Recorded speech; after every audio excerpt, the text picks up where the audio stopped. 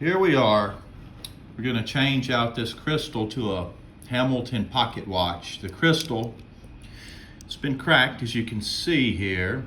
And normally you can just push these crystals out from the inside. If they don't push out, you can put a little alcohol around them.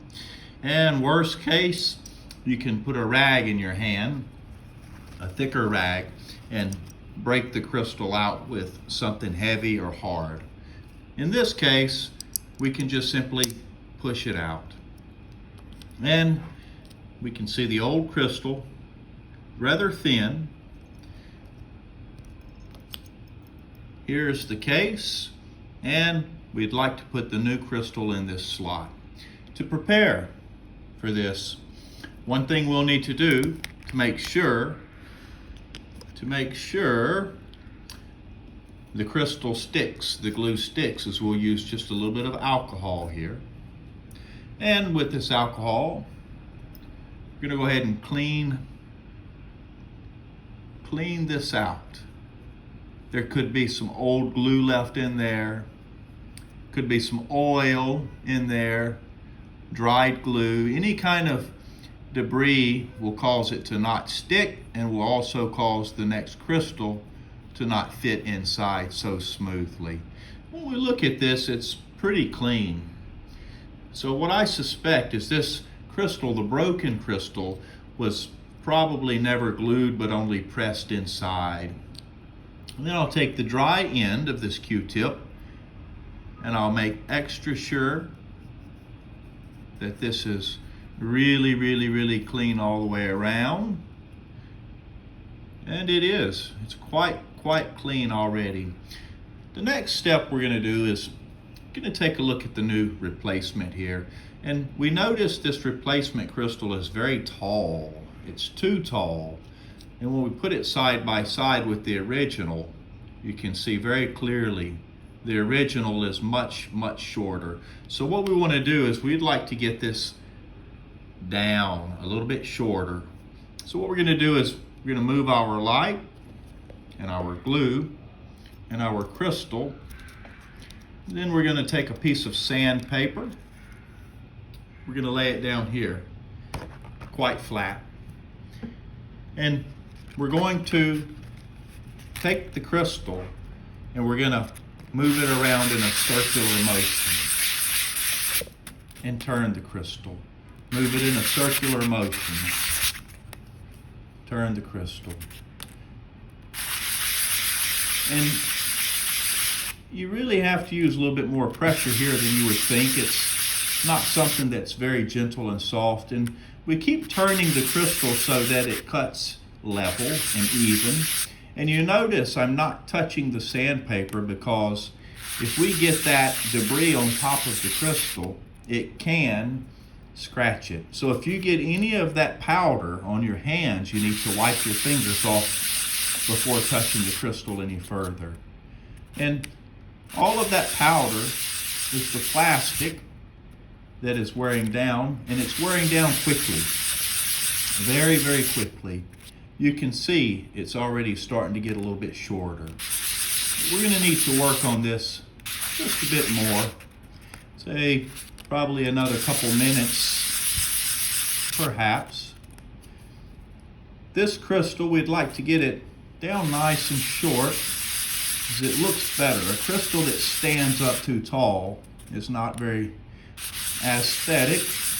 We'll usually have to file down acrylic crystals when we replace them in many situations, unless we have the original crystal for the model, which this is a very old Hamilton pocket watch, and it's nearly impossible to get that original crystal back.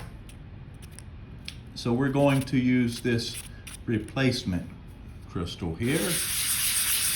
And if done correctly, it will be very suitable, and it will be shaped right, and it will also protect the dial and serve the purpose quite well.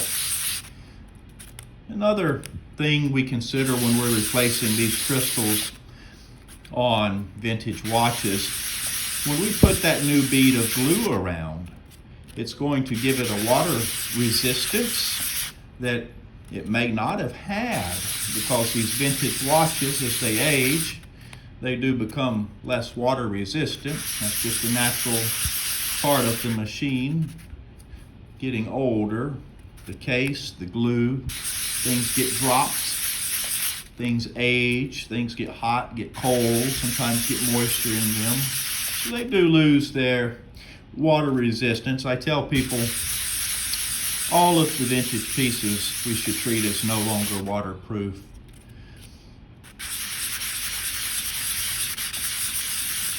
A couple of points about this crystal we're using here. One thing, inside the crystal, it does not have a groove around the inside because there's no ring that goes around the dial. If there's a shiny ring around the dial, we need a crystal with a groove along the inside for that ring to go in or for the crystal to slide over.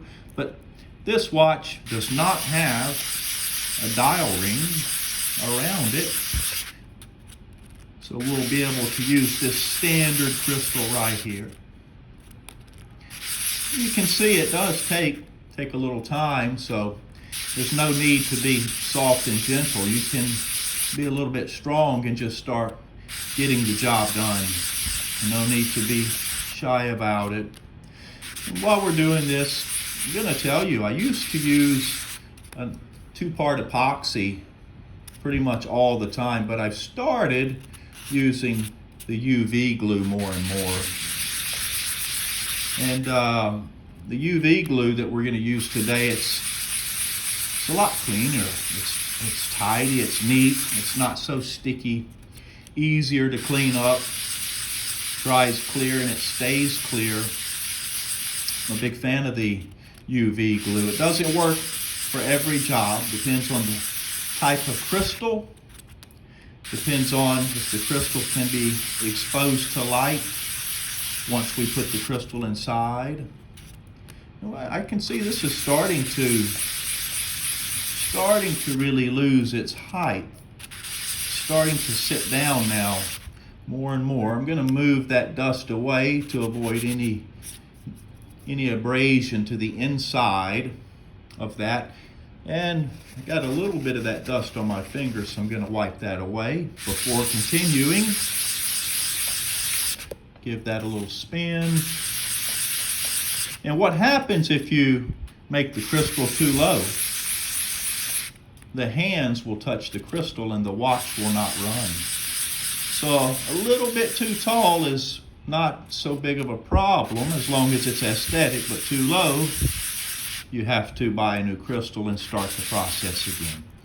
Now, I can see these are starting to get much closer in size. And this crystal is domed on the inside, so the hands will not bind up so easily. So we're going to give it just a touch more. Just a touch more. Bring this over to the center of the screen for you. Just a touch more. And that, I can tell you, it's getting very, very, very close. Very, very close. All right. We'll give it just a few more swirls around, and that will be about enough. Let's give it 3 more swirls. Uh-oh. Again, have to be very careful to avoid scratching this. It's starting to get short and there's less of it to hang on to, so we're pretty happy with this. There we go. There's a decent grip on it. Pretty happy with this. All right. Now let's take a look. One thing we're going to do is blow this off right away.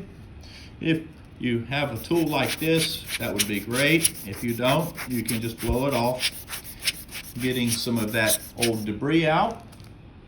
Let's move that away now. And I'm going to very gently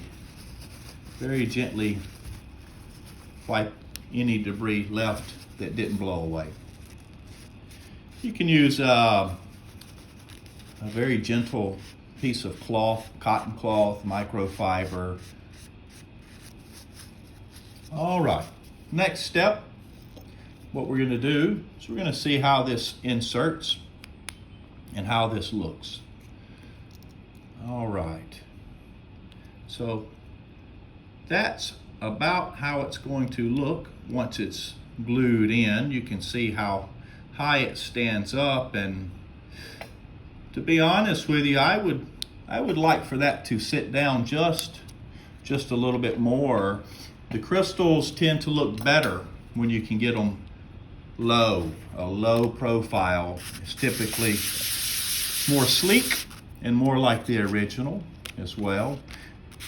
You don't find original crystals that are standing straight up very tall off of the cases, not too often. All right. That will do it for us right there. Oh, I just bumped the camera there. Let me set that back up for us. All right. So we're gonna go ahead and take that away. And once more, try to get the debris out without rubbing it as much as possible to avoid any hair scratches. Nice and gentle. All right, now she is ready. So, before we put the glue in and dry the glue, we can see this will be very suitable. That's so close to the original. If you wanted to make it a little bit shorter, you could. However, I don't want to get the hands stuck, so I think that would be okay. And what we're looking for is it even on the left side and the right side. And in fact, it is. That means we have A, cut the crystal level, and B, the crystal is fitting inside the case correctly. So at this point, let's go ahead, remove the items. Next up, we're going to get our glue ready.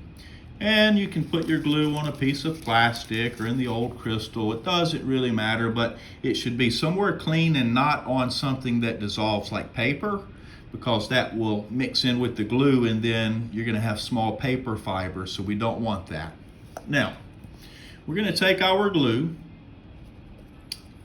our UV glue here, and actually what we're going to do is we're going to open, instead of opening it from there, we're going to open it right from here. And the UV glue is not as thin, or excuse me, not as thick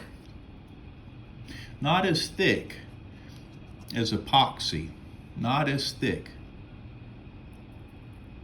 And you don't need so much of this.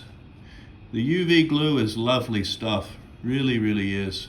So easy, so tidy to work with, and the cleanup time, if you're using the UV glue, is minuscule compared to cleaning up sticky epoxy. And that's really enough right there. So our next step is to apply a bead, a very fine bead of that around the inside of this crystal groove right here. And the mistake people make is putting too much glue in. So put less than you think you need. There's a bead starting right there. And this will not dry until we put the UV light on it. So you don't have to work fast. You don't have to work in a hurry. And the way I like to do it is before I spread it around, I put these beads here. And you saw I touched the inside, and that is a mistake. You don't really want to touch the inside because it can create more cleanup. There we go. There we go. And it's so thin, it spreads out really effortlessly. So one drop is quite a lot, actually. And what's interesting, you can even take this UV glue and put it on the outside of a crystal that's already installed and run the bead around the outside. Wipe it off, put the UV light on it, and it will add a bit of not only strength, but a bit of water resistance. Well, we've got a little bit of glue around the whole circumference of this now. We're just about ready to spread it out more. Just about ready. It does take a little bit of time to do this, but it can be cathartic, especially when you see how the UV light works on here. It's really interesting. This does work with glass crystals, sapphire crystals, acrylic crystals. It works really well. As long as the UV light can pass through the crystal, it will dry. It will dry. All right. So what I see is there is a nice bead all the way around the inside of this now. But I might put just a touch more here. This is a vintage piece, and they didn't make these so waterproof as they do new watches, so a little bit extra is not going to hurt. Not going to hurt at all. Not going to hurt at all. All right. So we can see there is glue all the way around this. All the way around it there is glue. So there will be no dry spots. No dry spots here. And you're going to be amazed how beautifully clear this dries. Epoxy is good. Two-part epoxy is good. However, this UV glue, it stays clear for a longer period of time before it ever has any change. Now we've got a sufficient amount of glue inside. This is the easy part right here. Just simply drop the crystal in. You can give it just a little push. If you want to give it a small twist, you can. And let's get the glue away from here for now. And here's the important step.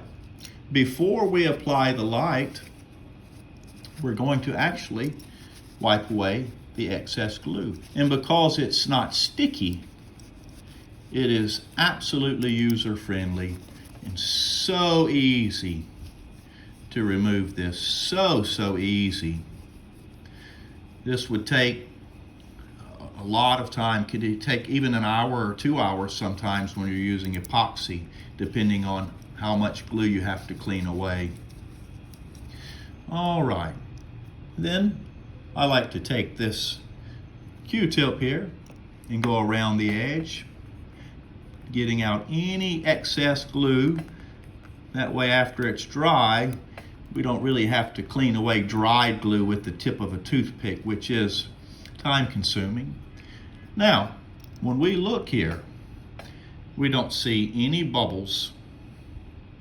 We don't see anything dripping.